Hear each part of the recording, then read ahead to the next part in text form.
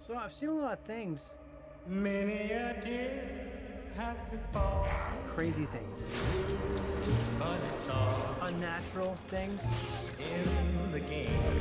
but good people, no. That girl I met. All in the wonderful.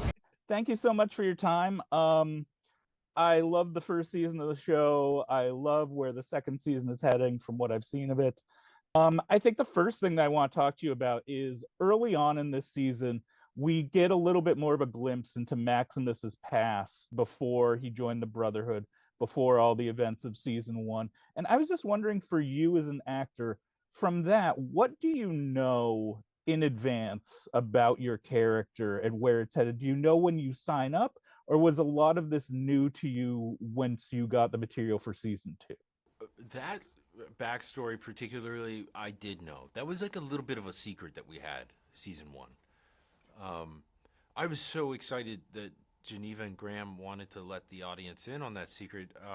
I think we have Thaddeus reveal the most of it in our first season, and he's like refilling Maximus's water tanks, thinking that he's Knight Titus.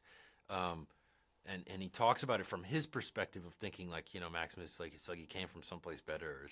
I think is something that he says. But no, it was really beautiful that, I mean, there's a lot of things that Graham and Geneva have been embedding into this show from the beginning that, now we're in season two. It is an expansion from this overture, if you will, of that our first season was.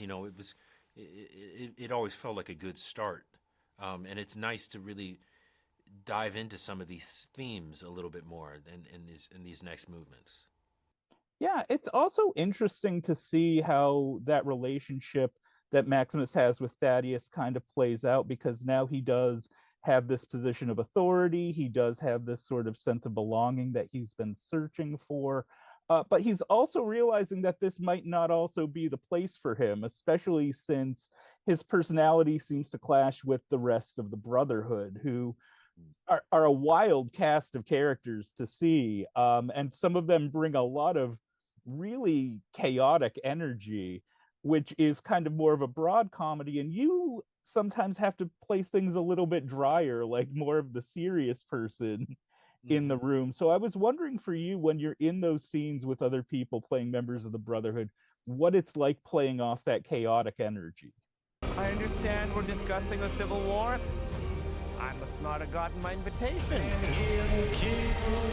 Well, thankfully we have these amazing guest stars, these amazing actors that come in and they get on these fully built out sets like I do, immaculate costume design and they really play, they really have a good time. So it's for me honestly there are times where it can be pretty wild and I just it all is feeding the character, because we often ask of Maximus to be I mean, in our first season, we were walking this tightrope where, what is embedded in the games and is integral to them is this idea of choice, and choice sort of changing the world as you move through it. And we wanted to show that Maximus is the type of person where, like any real person, that choice is also going to send a person down different paths, and we wanted to walk that tightrope with him there. And now it's a little bit more of like how do you use what you have? How do you position yourself with what you've been given, whether you want it or not? To maybe one get what you want, but the other is there's something pure inside of Maximus.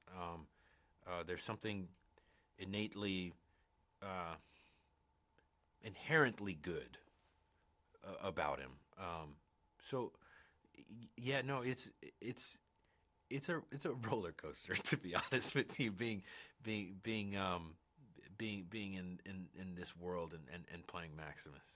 And the last thing that I wanted to talk to you about was there's something interesting about this show in the sense that I feel like there's a lot of wisdom to this show that's this big cinematic kind of show that you probably wouldn't expect from it. I think all of the three major characters all have their own worldview, and they all have really interesting things to say about this, like particularly your character, who has some great moments about saying how you should leave the world better than you found it, how you need to work on yourself before you can fix a broken world. And I was wondering for you what it's like to work on a show that has this degree of wisdom and empathy for the human condition that's also just this kind of fun thrill ride show. It truly is it everything? It might be everything to an actor. I mean, as an artist, I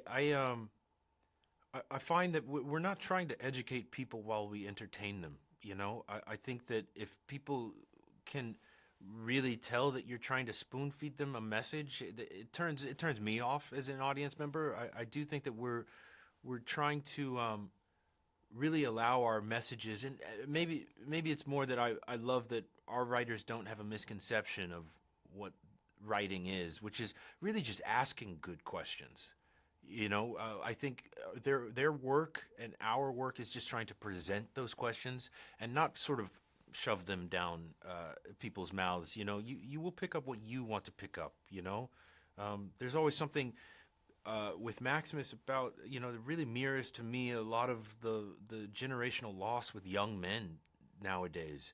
And part of that, I think, is a little bit of how do you become a man? You know, we don't have these rites of passage anymore, where you go to war or you have a kid and you know what I mean?